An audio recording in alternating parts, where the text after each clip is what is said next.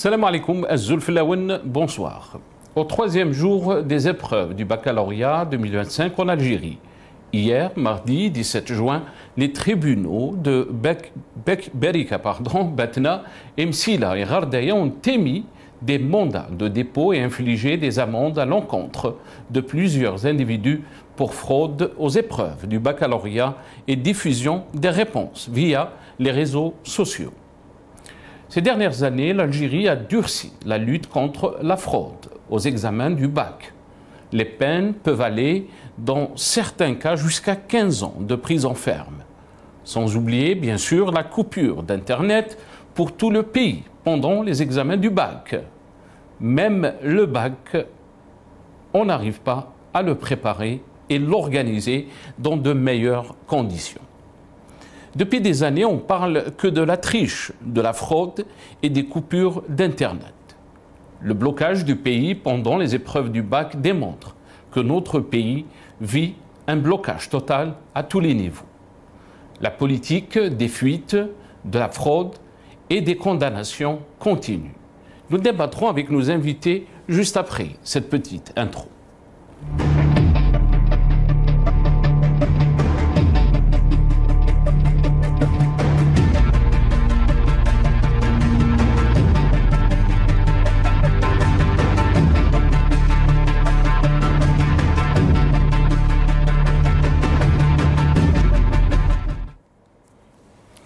Bac en Algérie, fuite, fraude et plusieurs condamnations. C'est le titre de notre émission pour ce soir. Et pour en parler, j'ai le plaisir d'accueillir dans cette émission M. Azoua Chemrouk, qui est militant politique. Il est avec nous depuis Paris via Skype. Azoua Chemrouk, bonsoir. Merci beaucoup d'avoir accepté l'invitation. Bonsoir Nassar, bonsoir à tous les téléspectateurs qui nous regardent actuellement, bonsoir à toute l'équipe technique, bonsoir aux invités et merci pour l'invitation. Merci beaucoup Azoua. Je rappelle aussi que vous êtes passé donc par l'université algérienne Azoua Chemrouk, on va bien sûr en parler. On a aussi le plaisir d'accueillir Jamel Ghassoum, président du Centre de recherche en sciences sociales, qui est avec nous depuis Paris via Skype.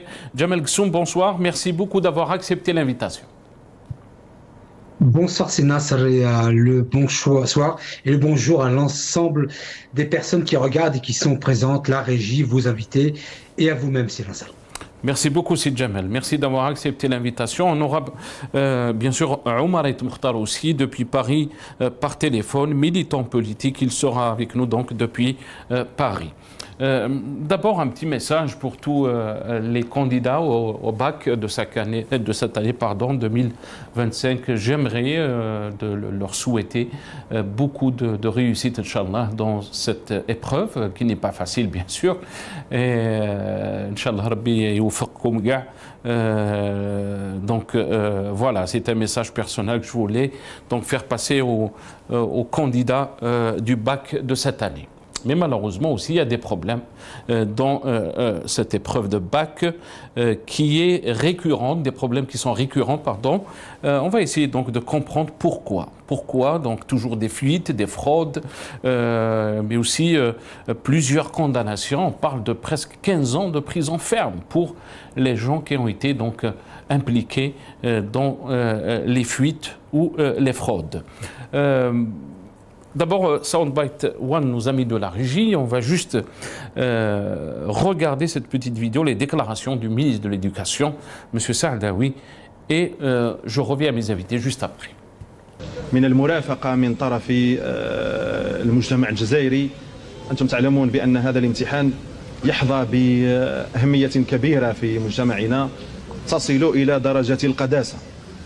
يعني أهمية كبيرة لهذا الامتحان وحتى مؤسسات الدولة تصرف ويعني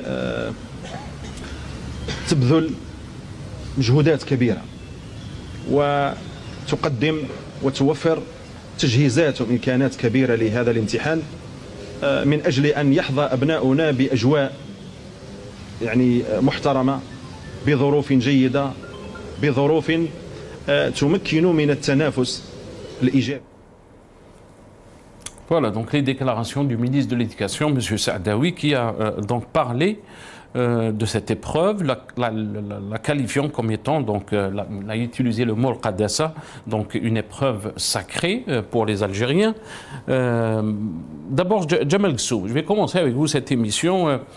Quand on parle de fuite du bac, on parle de fraude, on parle aussi des condamnations. Hier, il y a eu des condamnations de Abarika, Batna, Msila, Ghardaya, qui ont été émis donc, contre des candidats ou des personnes qui ont été impliquées dans les fuites et la fraude. Et on parle aussi d'un arsenal juridique qui peut aller jusqu'à 15 ans de prison ferme. J'essaie de comprendre un peu pourquoi toute cette approche, pourquoi tout cet arsenal, Djemal Ghessoum. Votre réaction d'abord par rapport à cette épreuve de bac en Algérie. Mais bon, moi, ce que j'aimerais dire, c'est que l'éducation et les modes d'organisation sociale et institutionnelle, c'est mon cœur de métier depuis près de 35 années, donc j'ai beaucoup à dire. Tout d'abord, j'aimerais dire que l'Algérie est le seul pays au monde qui coupe Internet au moment d'une épreuve. Nous serions tellement compétents que nous sommes les seuls au monde à le faire. Ensuite, ce que j'aimerais dire, c'est que les autorités politiques algériennes masque une notion en l'absence de l'autre. Je m'explique. En absence de rigueur, ils deviennent rigides. Ça tend à masquer le manque de rigueur. En manque d'autorité naturelle, ils tombent dans l'autoritarisme. Et l'incompétence des services de l'État, parce que normalement, on n'arrive pas à des peines de 15 ans, 10 ans, 15 ans. Ça, c'est quand on tue quelqu'un et encore. Et donc, moi, ce que j'aimerais dire, c'est que la responsabilité revient, et je le dis à chaque fois sur votre plateau, elle revient au premier magistrat, puisque nous parlons de peine, au premier magistrat qui est le président Tebboune, qui persiste dans le fait je dirais, de nommer des gens qui sont incapables. Nous voyons bien d'ailleurs le ministre de la Communication, M. Méziane, qui ne sait pas parler, il sait gueuler, mais il ne sait pas parler. Ce ne sont pas des politiques. Et donc, savez-vous par exemple qu'à Séoul, en Corée du Sud, le jour du bac, j'ai vu cela aujourd'hui, le jour du bac, dans la seule capitale de Séoul, l'État mobilise 500 véhicules de police, dont 300 motos, mais pour faire quoi? Pour accompagner les retardataires à l'examen du bac. Et nous avons, nous, en Algérie, et c'est la même chose chaque année, avec des fuites. Mais la responsabilité revient uniquement cette fois-ci. Là, je ne fais pas dans le détail. Elle revient uniquement au service de l'État, parce qu'ils s'ils sont incapables de mettre en place ce qui se fait partout dans le monde, avec des fichiers scellés et sécurisés jusqu'au moment de l'ouverture des enveloppes, Monsieur le Président, voyez avec votre ministre, c'est pas la peine de mettre 10 ans de prison à d'autres. Ça me fait vaguement rappeler que Monsieur Ali Aoun, qui est ministre de l'Industrie et qui a fait du business à plus de millions d'euros, dont le fils est en prison, lui, par contre, il est dehors. Donc, il a fait du business, mais il est toujours dehors, et ce sont les autres qui sont en prison. Donc, je dis que la responsabilité, je ne le fais pas dans le détail, la responsabilité, c'est le président de la République, ce sont les services de l'État qui sont incapables de mener ne serait-ce qu'un simple examen, et vous l'avez dit dans vos propos liminaires, un simple examen, ils ne sont pas capables de le faire. La seule mais Djemal Ghessoum, Djemal Ghessoum, il y a ceux aussi qui vous diront que ce problème aussi existait dans l'ère de Bouteflika, pas seulement de Abdelmajid Tebboune. Djemal Ghessoum, très rapide. Oui, mais attendez, si on veut une nouvelle Algérie, c'est pas pour avoir les anciens modèles. Sinon, je vois pas l'utilité. Absolument. C'est aussi simple que ça. Très bien. Restez avec nous, Djemal Ghessoum. Azouach Chmarouk, votre réaction par rapport à cette situation, c'est déjà vu chaque année, donc on en parle, coupure d'Internet, on parle aussi des fuites, de la fraude, mais aussi des condamnations par la justice, des condamnations qui peuvent aller jusqu'à 15 ans de prison ferme. On se dit, mais pourquoi cette approche répressive alors qu'on peut se poser la question sur la gestion d'un simple examen. Un simple examen, si on n'arrive pas à le gérer, beaucoup de questions se posent sur la gestion des affaires de l'État. D'abord, on va écouter le ministre de l'Éducation, M. Saadawi, qui parle de l'éducation et de l'Internet dans cette petite vidéo. ما هي الطريقة المناسبة لضمان نزاهة امتحان شهادة البكالوريا؟ مسؤولين جميعا على توفير الظروف المناسبة باش يكون الامتحان هذا امتحانا نزيها. لعل من الوسائل التي كانت معتمدة هو قطع الانترنت. طبعا نحن نشتغل على هذا الخيار، نشتغل على هذا الخيار.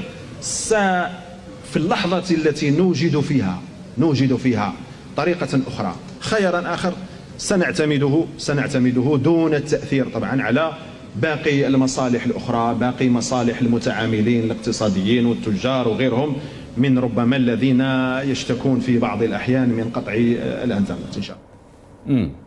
Voilà, donc le ministre de l'Éducation essaye donc de donner des réponses par rapport à une situation où une coupure d'Internet peut-être qui est nationale, et bien sûr elle ne touche pas seulement les candidats au bac, mais elle paralyse tout le pays. On va d'abord revenir aussi, avant de donner la parole à notre ami Azou Choumerouk, sur des déclarations qui ont été faites auparavant par Abdelmajid Tebboune, le chef de l'État. On l'écoute. فيه مشاكل لازم تتصدى ليها، هذه هي المسؤوليه. انا كنت عارف اللي ما غاديش نلقى الورد، ولكن الامور تحل تدريجيا. قهقرنا في عده ميادين، اصبحنا بالنسبه للانترنت، انا بالنسبه لي هذا الشيء ما شرفناش بلاد اللي ماشيه لي ستارت اب، ماشيه ليكونومي نيميريك، ماشيين الكوميرس الكترونيك، ماشيين البايمون الكترونيك. ما تقدرش تمشي لهاد الصوالح الا ما عندكش تضمن بالاقل انترنت فيابل. اليوم شفنا بالنسبه لبعض المكاتب تاع البريد يقولوا انترنت راه مقطوع، والسيد دايرين لاشان باش يدوا دراهم قال انترنت مقطوع. من هاد الامور هذه انا شخصيا اعوذ بالله من قولت انا والله العظيم ما نزيد نتسامح فيها. Il faut sécuriser, surtout l'amakin اللي يجيهم الشعب. Voilà. Et donc il faut préciser un détail, ces déclarations ont été faites en 2021. Et malheureusement, on est en 2025, on parle des mêmes problèmes. Azou Choumerouk. D'abord, permettez-moi de passer un message aux candidats au bac de cette année. Donc, je leur souhaite plein de succès, plein de bonnes choses et bon courage surtout. Après, vous savez, Nassar, c'est que le problème du bac, c'est vraiment, c'est un problème révélateur si vous voulez, d'une crise vraiment multidimensionnelle qui est motivée ou qui a des raisons multidimensionnelles également. Ça veut dire que c'est pas je suis pas bien placé, comme je le dis toujours, pour défendre ce pouvoir, mais il ne relève pas que de la responsabilité du pouvoir ce qui se passe actuellement, notamment à la triche, notamment à la fraude du bac et tout. C'est-à-dire qu'il y a la responsabilité engagée du pouvoir algérien sur ce sujet, mais aussi il y a la responsabilité de la population. Il faut pas qu'on se monte, il faut pas qu'on se dise que c'est pas parce que je suis opposant à ce pouvoir. Mais Azou Choumerouk, je m'excuse, je vous ai coupé la parole. Est-ce que vous êtes en train de dire que c'est un problème aussi sociétal? Absolument, Anassa, absolument. Vous avez entièrement raison.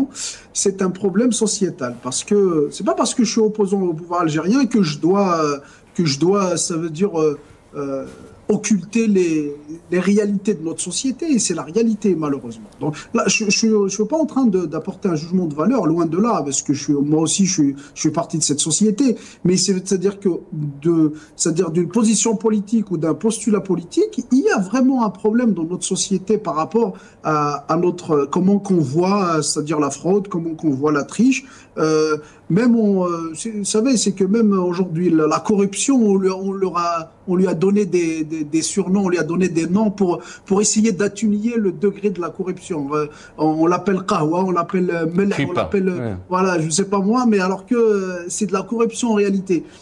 Donc il y a cette forme d'hypocrisie que j'appelle nationale, que nous sommes tous responsables là-dedans, parce que quand vous prenez quelqu'un, un responsable qui a un poste, un petit responsable qui a un poste justement, on va dire l'Office national des examens et des concours, donc qui est en charge c'est-à-dire de la préparation et de l'organisation des examens du bac, quand on prend un responsable, qu'est-ce qu'il va se dire? Il va se dire que de toute façon, je le dis d'une manière triviale, c'est-à-dire le bled raïha, ça veut dire qu'il n'y a rien à récupérer dans ce pays. Les plus gros poissons, c'est des corrompus, c'est des fraudeurs aussi. Donc moi aussi, ça veut dire que je vais pas, c'est pas à moi de tout seul. Mais aussi la question, Azouaou, qui est responsable de cet état d'esprit que vous êtes en train d'exposer? Quand quelqu'un vous dit le bled raïha, quand on parle de fuite, on peut aussi parler des fuites qui se passent au niveau de l'État, de la responsabilité. Absolument. Voilà, je vous laisse la parole, Azouaou. Absolument, absolument, parce que tout le monde fuite, tout le monde, ça veut dire que agit, c'est-à-dire dans son périmètre, comme il peut, dans la mesure de son possible, il agit justement de la sorte. Quand vous l'avez évoqué, c'est-à-dire que quand on voit les plus gradés, les plus hauts fonctionnaires de l'État agissent de la sorte, c'est normal que les petits fonctionnaires et les petits qui sont en bas de l'échelle agissent de la manière, parce qu'en réalité, quand on a une absence de légitimité politique, vous savez, c'est que on le dit assez souvent, c'est le premier crime qui peut être commis dans un pays, c'est un crime politique, c'est-à-dire celui de braver la volonté du peuple. Tebboune en lui-même, il a triché. Tebboune en lui-même, il a fraudé. Donc quand on viole la volonté du peuple, quand on brave la volonté du peuple, ça c'est de la triche. Donc en réalité, Tebboune, il s'est entouré, donc parce que votre invité, M. Gussoum, disait que c'est comme s'il jetait l'opprobre sur les ministres ou les hauts fonctionnaires de l'État, tout en épargnant Tebboune. Non, Tebboune, il est le premier responsable parce qu'il est le premier incompétent. Donc lui, comme il s'est imposé au peuple grâce à l'armée ou à cause de l'armée, de certains généraux dans l'armée, il est incompétent parce que Tebboune, ce n'est pas sa compétence qui l'a ramené aujourd'hui c'est-à-dire au règne de l'État. C'est la force, c'est-à-dire c'est un pacte qu'il a contracté avec l'armée, avec certains généraux dont l'état-major et les renseignements, et qu'il est là aujourd'hui. Donc lui, il va s'entourer avec qui? Il ne va pas s'entourer avec des compétents. Les compétents, ils ne vont pas travailler. Ils vont travailler quelques mois, quelques semaines, et puis après, ils vont partir. Donc il va s'entourer avec des incompétents. Et aujourd'hui, on voit l'incompétence dans tous les secteurs. Et puis, il y a le laisser-aller aussi. Hein. Donc, il ne faut pas qu'on se mente. C'est que le pouvoir laisse aller, laisse faire, notamment sous l'ère de Bouteflika. C'est beaucoup plus sous l'ère de Bouteflika, il laissait faire.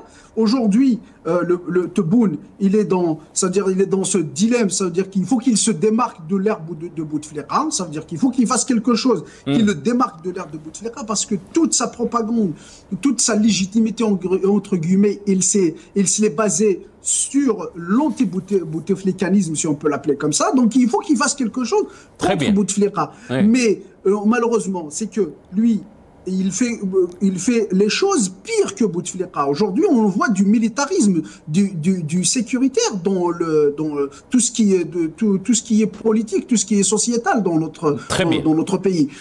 Juste, je finis là-dessus, parce que quand on voit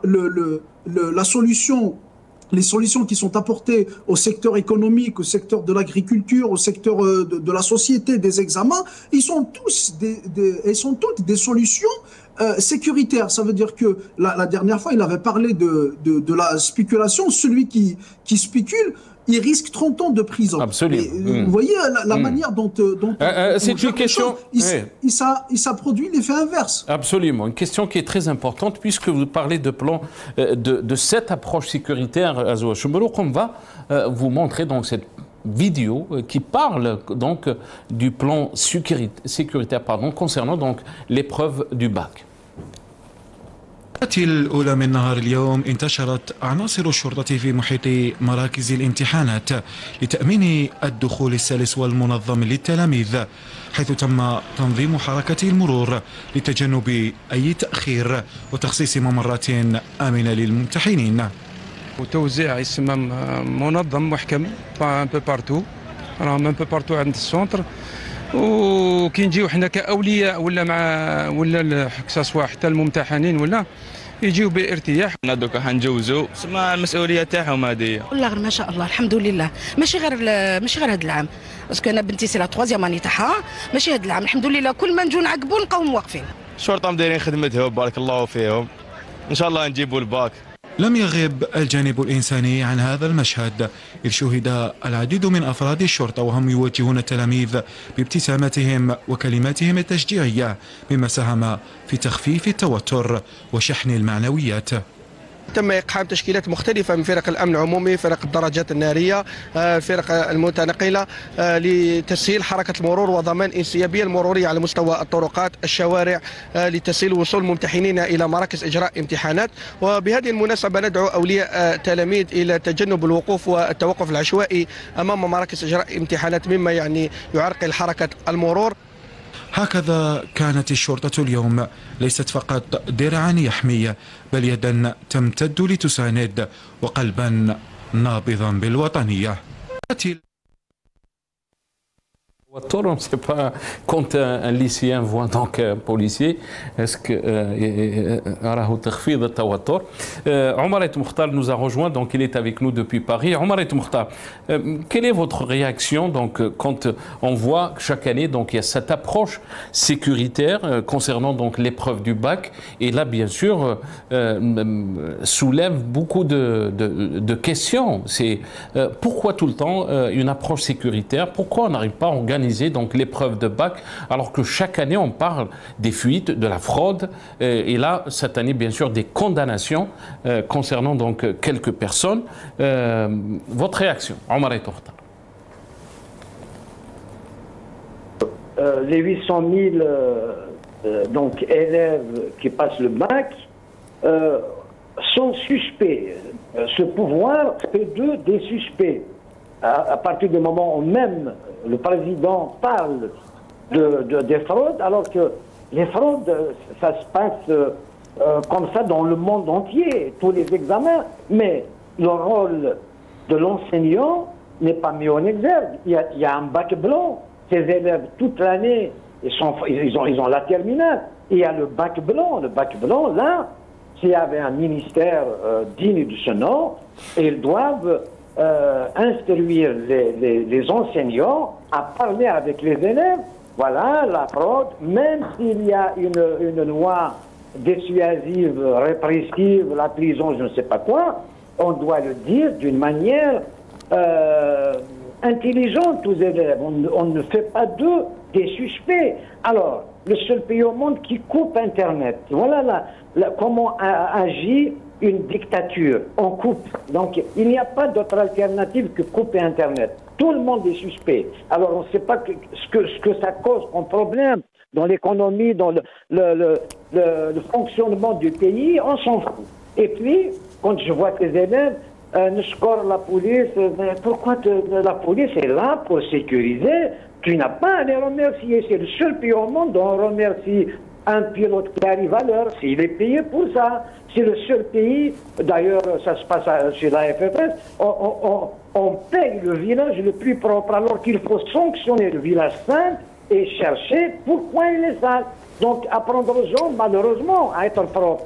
Donc c'est à l'image du pays, rien ne va. Et par contre, je préfère qu'on parle du programme scolaire. C'est catastrophique. Donc, moi j'ai vu... Alors, cette histoire de la triche au bac a commencé avec Ben Ghabrit.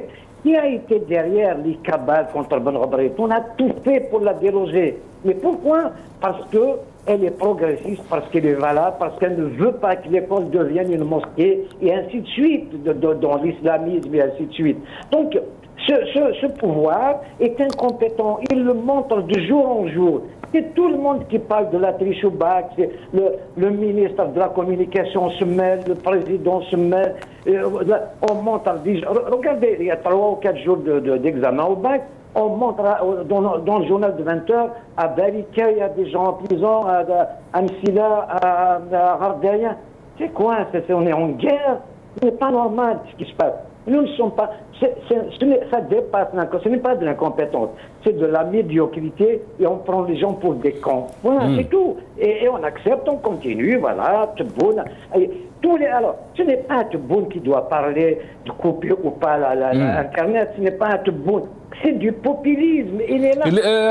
Oumar Mokhtar, je m'excuse, quand vous dites c'est à l'image du pays, et je pense Azwa aussi, Chemrouk a parlé d'un phénomène, peut-être qu'on peut dire aussi que le peuple est responsable de certaines situations, comme... qui est responsable? Parce que la question qui a été posée, elle est très intéressante. Est-ce que c'est un problème sociétal? Est-ce que c'est un problème de gestion et qu'on n'arrive pas même à gérer le bac? Vous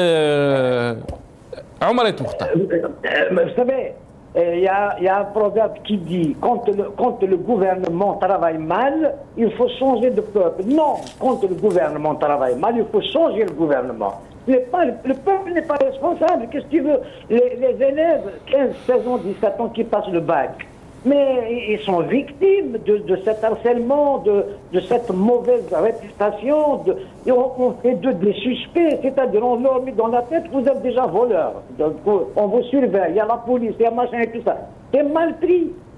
C'est de la pédagogie. On manque de communication, de pédagogie. On a des gens qui ne sont pas à leur place. Donc, il y a le transfert du savoir, il y a l'organisation, il y a le management, mais personne n'est à sa place. C'est le président qui parle de prison. Tous les jours, la prison, on va mettre tout le monde en prison. Qui est responsable dans ce pays? Ce n'est pas le peuple. Le pauvre peuple, il souffre, il subit. Alors, s'il fait la queue pour acheter un mouton de l'Aïd, on se moque de lui. Si on lui dit on augmente ta retraite, il n'y a rien. Donc, le peuple souffre. Par contre, il y a des opérations séduction. Quand il parle de la communauté algérienne, 1, 2, 3, allez, il fait un discours, le Raïs al-Jumhouria, il s'appelle Omar, les avions, les machins, tout est faux. C'est comme ces 750 € de machin de tourisme, là. L'allocation touristique. L'allocation touristique, c'est faux, il n'y a rien. Donc c'est du pipeau, ça suffit. Maintenant, ils sont en train... On arrive à un gouffre, nous étions dans le noir, on rentre petit à petit dans le grand noir. Il faut une autre politique pour ce pays. On ne peut pas régler le problème avec les prisons, les menaces et je ne sais quoi. On arrive même au vénère. Ça dure depuis qu'on s'attaque à Ben Abré. C'est voulu. Mais voilà, donc on met n'importe qui. Les gens qui gèrent ce pays sont des idiots. Ils ne sont pas compétents, ils sont médiocres. Voilà tous les qualificatifs qui peuvent. Ce n'est pas la faute au peuple, le peuple est dérouté, il ne sait pas quoi faire. Merci. Restez avec nous, Oumar Mokhtar. Djamel Ghessoum, je reviens à vous. Quand Oumar Mokhtar dit que c'est à l'image du pays, la situation est très difficile en point de vue, bien sûr, gestion des affaires de l'État. Djamel Ghessoum, quand on parle, bien sûr, de la situation du pays à l'échelle interne, on se dit, bien sûr, que toutes ces politiques ne mèneront que le pays vers des situations de crise. Et plusieurs experts parlent qu'il faut changer cette politique, il faut s'ouvrir, il faut avoir donc une justice qui est plus indépendante, il faut avoir plus de liberté au niveau des médias. Est-ce que vous pensez aussi que quand on parle de l'épreuve du bac, on parle aussi de tout ce qui se passe dans les autres secteurs? Djamel Ghessoum. Non, ce n'est pas l'image du pays, je ne laisserai pas dire cela. D'ailleurs, je voudrais juste dire à M. Azouaou que la question de la responsabilité, lorsque je dis que le président de la République est le premier responsable, c'est lui-même qui est en train de diluer la responsabilité en parlant d'effet sociétal. Non, il ne s'agit pas d'une question sociétale. L'organisation d'un examen, la sécurisation d'un examen n'a rien à voir avec le fait sociétal. Évidemment que le peuple ou une petite partie du peuple algérien alimente cette corruption, évidemment, sinon parce qu'il n'y a pas de corrupteur sans corrompu, il n'y a pas de corrompu sans corrupteur, mais il y a des missions que je pourrais éventuellement qualifiées de régaliennes, et l'organisation d'un examen relève du régalien de la sécurité. Et je le dis et je le répète, les autorités algériennes sont toujours dans le même logiciel qu'avant Bouteflika. Allah yarhamou. Et donc, et c'est pour ça que j'insiste beaucoup sur le fait que lorsque l'on n'est pas rigoureux, donc on n'a pas de rigueur intellectuelle, une rigueur organisationnelle, on y oppose de la rigidité pour masquer ce manque de rigueur.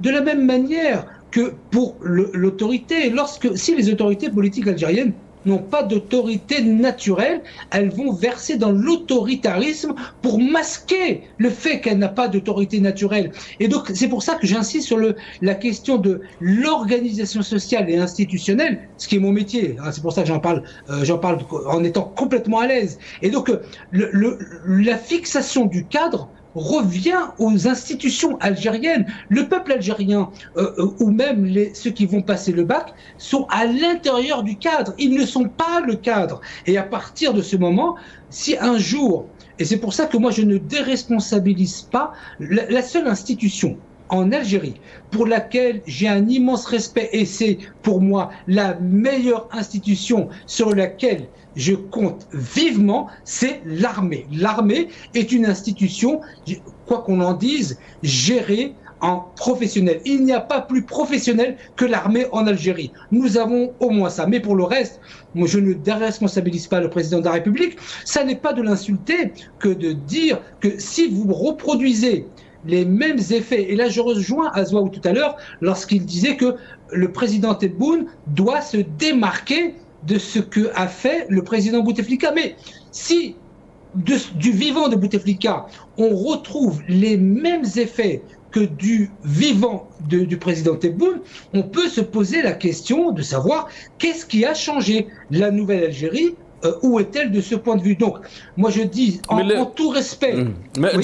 Djemal Ghessoum, je m'excuse, quand vous dites que la seule institution qui fonctionne en Algérie, c'est l'institution militaire, bien sûr, et je sais que vous défendez donc cet argument, mais la question qui se pose, si on veut faire le parallèle avec le bac, mais aussi avec la gestion, avec d'autres institutions, est-ce que vraiment, c'est pas aussi, cet argument n'est pas un problème aussi, Djemal Ghessoum, comme vous le posez, puisqu'on parle d'une seule institution, alors qu'on parle, nous, de la dimension d'un pays, de toutes les institutions, vous avez parlé du cadre, et là se pose la question, est-ce qu'on a tout fait pour que cette institution militaire soit disciplinée, soit forte, soit bien organisée, comme vous êtes en train de le dire, et c'est le cas au total concernant donc les autres institutions. Très rapidement, Djemal Ghessoum.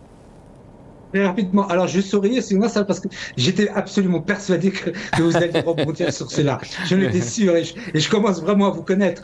Donc, j'ai préparé ma réponse, bien évidemment. Oui, bien évidemment que si je dis que l'institution militaire est pour moi, je dirais, la ligne rouge, parce que c'est l'institution la plus carrée, la plus organisée, la plus professionnelle, bien évidemment que ça met en évidence le delta qu'il y a avec tout le reste des institutions, quelles qu'elles soient. Donc c'est effectivement, je vous rejoins sur cela, c'est vraiment problématique dans mon propos de dire que la seule institution qui tient la route, et d'ailleurs j'attends instamment que des lois réglementaires soient appliquées pour dire qui peut être réserviste, et auquel cas je me proposerai, je m'inscrirai le premier en France, Inch'Allah. Donc je dis simplement que le reste des institutions est bancal. Le président de la République n'a toujours pas intégré, parce que 2021, vous avez donné la date tout à l'heure de 2021, ça m'a marqué.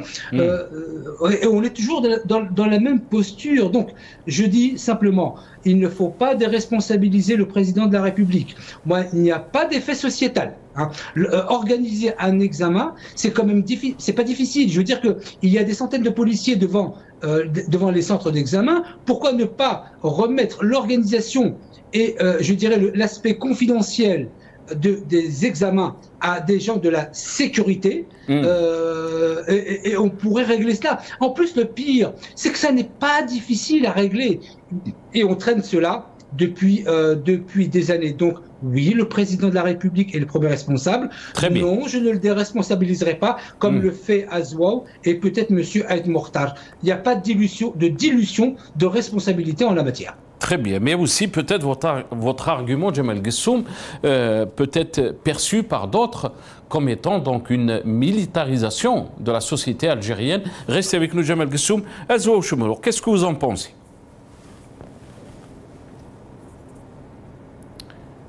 Ça, je suis tombé des nues, comment on dit, en entendant M. Djemal Gessoum qui me fait passer pour c'est-à-dire un allié du pouvoir, alors que c'est lui qui le fait et tout le monde le sait. Bon, après, je respecte ses positions, hein, donc il n'y a pas de problème là-dessus. On a des positions politiques différentes.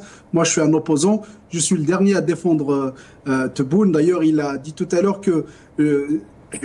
il a insinué comme quoi je donnais des conseils à Tebboune. Je n'ai pas de conseils à donner à Tebboune. Ça veut dire Tebboune devait ou il doit se démarquer de Bouteflika. Non, j'ai dit Tebboune veut se démarquer de Bouteflika. Et une différence très très importante. Moi, je considère Tebboune illégitime. Donc, j'ai pas de conseils à lui donner en tant que président parce que je le considère pas comme mon président de la République légitime. Il est le président de fait. Il est le chef de l'État. Donc je disais, c'est que il y a cette approche, c'est-à-dire que M. Gessoum disait tout à l'heure, c'est que l'institution militaire, elle est la plus parfaite et celle qui fonctionne le mieux. Ce n'est pas vrai du tout. J'ai des contre-exemples qui peuvent contredire et qui peuvent justement confirmer ce que je viens d'avancer.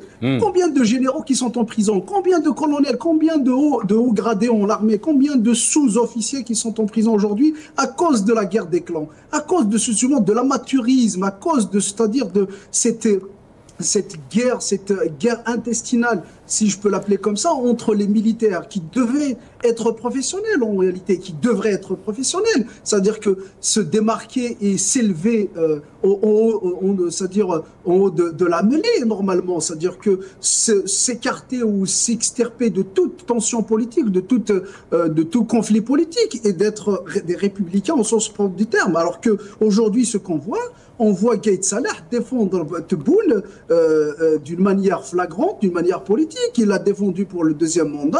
On a vu. Donc, pour vous dire, il n'y a pas de professionnalisme dans l'armée, malheureusement. On aurait souhaité, parce que c'est notre armée, c'est la sécurité de notre pays qui en dépend. Mais ce que dit Monsieur Gessoum, ce n'est pas vrai du tout. D'ailleurs, je me demande comment il a pu avancer ce genre d'argument en disant que l'armée, certes, quand on la compare aux autres institutions, peut-être il y a beaucoup plus de discipline. C'est parce que c'est par sa nature. C'est des militaires, ils doivent être disciplinés. C'est normal. Ce ne sont pas des politiques, ce ne sont pas des partis politiques qui défendent leurs idées. Quand tu es militaire, tu dois te soumettre aux ordres. C'est comme ça.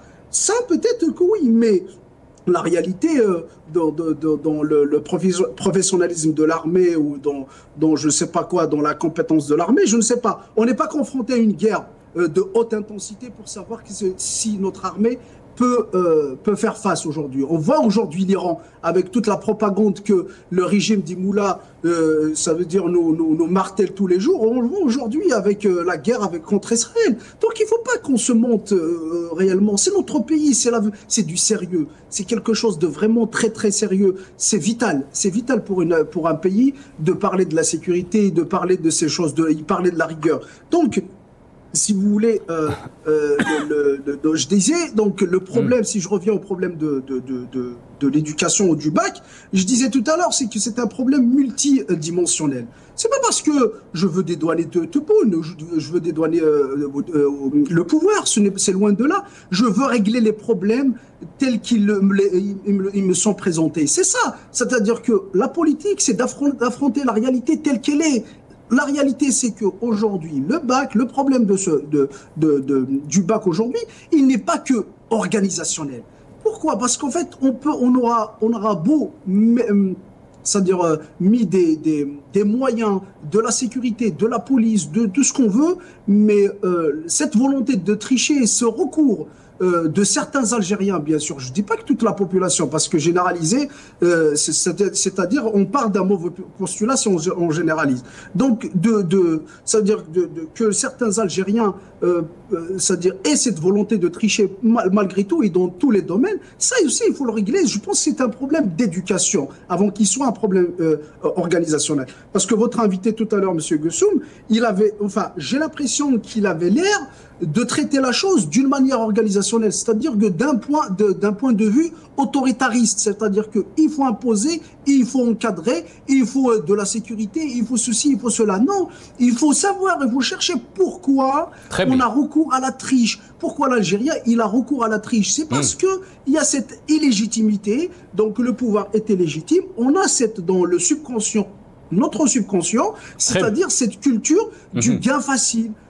On n'a pas cette culture du mérite, c'est-à-dire il faut le travailler. Je ne dis pas que tous les Algériens, parce qu'il y a des Algériens qui travaillent, qui se lèvent tous les matins, il y a des bacheliers ou des candidats au bac qui révisent, qui sont éduqués, qui sont studieux, qui travaillent. Donc je ne dis pas que tous les Algériens sont comme ça, mais les Algériens qui recourent à la triche, ils se disent qu'il y a une manière. L'Algérie est une île dorado pour le gain facile, pour c'est-à-dire gagner sans mériter, sans travailler. C'est ça la réalité des choses. Et c'est valable pour tous les domaines, malheureusement. Très bien, restez avec nous, Azouaoui.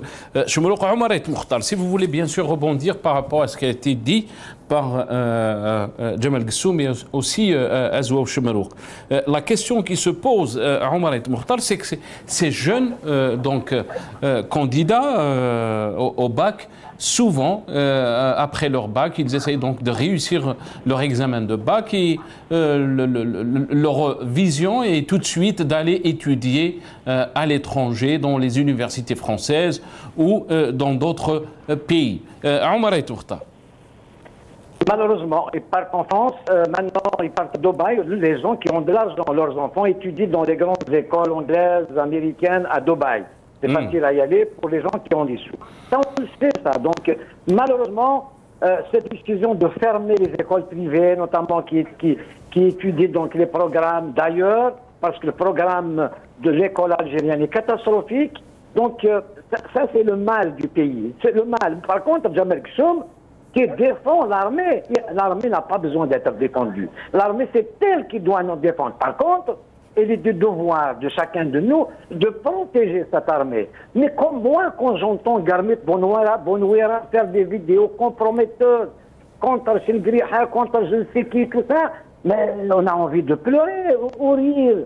Mais voilà, donc, quand on entend le chef des renseignements de l'étranger, le général Moussaoui, soupçonné par la justice française de barbouzerie, tout ça. Donc, mais il y a aussi ces informations comprometteuses qui sortent, qui sont chez les youtubeurs comme MRDZ, comme Vera et je ne sais qui. Ça sort d'où? Ça sort de l'armée. Parce qu'on ne protège pas l'armée.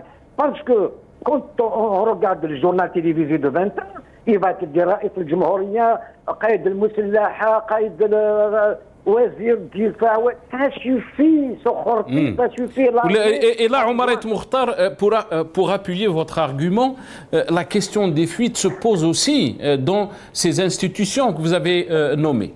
Mais ces informations que possède un RDZ, Ben Qsdira, Hicham Aboud Hachakoum et d'autres, comment il s'appelle, Abdoussmar, ça ne se trouve pas dans la rue, c'est le clanisme. Vous savez, les militaires aujourd'hui, un général, il y a un colonel, ils tremblent parce que pour un rien, ils vont le classer d'appartenir à un clan, il va en cause. Voilà ce que vivent les généraux. Il faut protéger cette armée. Et c'est le devoir de tout le monde, de chaque Algérien, pour la protéger parce que c'est elle qui finalement qui nous protège. Il ne faut pas la défendre.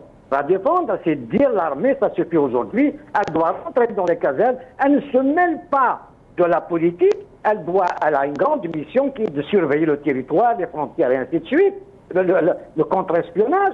Donc, par contre, la gestion des populations, du fonctionnement de l'État, ça relève du domaine politique. Il faut réhabiliter la politique. Voilà. Et quand il y a un ministre de l'Éducation nationale, digne de ce nom, il s'occupe avec les inspecteurs à regarder comment faire évoluer le programme scolaire et bien sûr comment organiser le pays qui ne sait même pas organiser l'examen du bac. Un pays qui n'a jamais organisé une élection. L'élection présidentielle la dernière, quelle élection? Jusqu'à aujourd'hui, il est où cette enquête? Ils sont où les chiffres? Ce n'est pas cette institution qui a donné les chiffres. Mais est-ce qu'il est bonne? Est-ce que j'en sais rien? Est-ce que c'est dans la flotter? Donc on voit un appareil répressif qui est utilisé à bras le fer. Ça c'est une mafiocratie, c'est pas un État. Et franchement, avec tous ces chamboulements au Moyen-Orient et tout ça, ça fait peur. Et puis, on va droit dans le mur, on n'a aucun ami. Et on continue à utiliser le populisme tous les jours que Dieu fait, de bonne arrosée, de bonne vapeur, de bonne... Ça suffit tout ça. Il y a trop d'États. Trop d'États, pas un véritable État. Un État qui est sur 2 pieds d'argile, très faible, il peut tomber demain. Parce que, à part le pétrole et le gaz, on ne produit absolument rien. Très bien. Tout ce qui se dit est faux. C'est des mensonges. Il faut arrêter le mensonge. Il faut arrêter de défendre l'indéfendable. Le pays a encore des réserves, a encore une chance. Il faut réhabiliter la politique et honneusement. Il faut une autre politique pour ce pays. Il faut un autre gouvernement, bien évidemment. Tous les Khortis, ils ont fait leurs preuves. Ces conseillers de Tebboune, ces ministres, les Rzig, le ministre de la communication, ça suffit tout ça. Très bien. Donc, on a par contre du personnel, on a des hommes et des femmes qui peuvent défendre les couleurs de ce pays. Pas avec des mensonges. Très bien. Omar Et Mokhtar, vous avez mentionné des noms, bien sûr, dans votre intervention. Bien sûr, chaque fois, nous, on n'est pas là pour donc personnaliser le débat. Bien au contraire, on pose des questions. Donc, vous êtes responsable de vos propos concernant donc les noms que vous avez mentionnés et la chaîne n'est pas responsable de ça. Merci beaucoup, Omar. Absolument. Merci beaucoup, Omar Et Mokhtar. Mais j'aimerais que vous éviterez la prochaine fois de mentionner les noms. Inch'Allah. Djemal Ksoum, Omar Et Mokhtar a parlé donc de réhabiliter le politique. Et cette question se pose à tous les mots, MAUX, bien sûr, de notre pays. On parle aujourd'hui du bac, de la gestion de cet examen, mais aussi, on peut parler aussi d'autres problèmes. Et la question qui se pose, bien sûr, pour beaucoup d'observateurs de la scène politique de notre pays, c'est qu'il n'y a plus de politique, il n'y a plus d'opposition, il n'y a plus de médias, et on ne peut pas gérer un pays de cette façon. On ne peut pas parler d'un pays qui avance dans tous les domaines quand la politique ou l'opposition ou les médias libres n'existent pas. Même question concernant la justice, Djemal Ksoum, très rapidement parce qu'il ne me reste pas beaucoup de temps. Alors oui, je suis d'accord. Moi, je dis simplement à l'État algérien et en l'occurrence au président de la République qu'il y a un intérêt certain à ouvrir le champ politique et le champ médiatique avec bien évidemment des règles, que ce ne soit pas une ferme, mais il y a absolument intérêt à ouvrir le champ politique et le champ médiatique pour une très très simple raison. C'est que quand vous fermez un espace, cet espace s'ouvre ailleurs et de manière non régulée. Et de ce point de vue, je préfère avoir des gens qui échangent sur un plateau à Alger, un plateau de télévision ou un plateau de radio, et qui ne sont pas d'accord, qui vont échanger avec la seule règle de respecter les lois algériennes, donc pas de diffamation, pas d'insultes, etc., etc., ce qui était l'habitude en Algérie. Et je dis au président de la République que si vous voulez que l'État, enfin le peuple algérien respire et s'exprime, parce que l'expression fait partie intégrante de la nécessité de s'exprimer à travers des échanges. Et donc je dis au président de la République, ouvrez le champ politique, évidemment, pas de partis, pas de gens pénalement répréhensibles, etc. Mais il y a des gens tout à fait intègres en Algérie. J'en connais quelques-uns à titre personnel, mais comme vous avez dit tout à l'heure, il ne faut pas essentialiser autour de nous. Mais il y a des gens, il y a des partis politiques, il y a des associations qui sont tout à fait respectueuses des principes de la République et de ses lois, et donnez-leur la parole.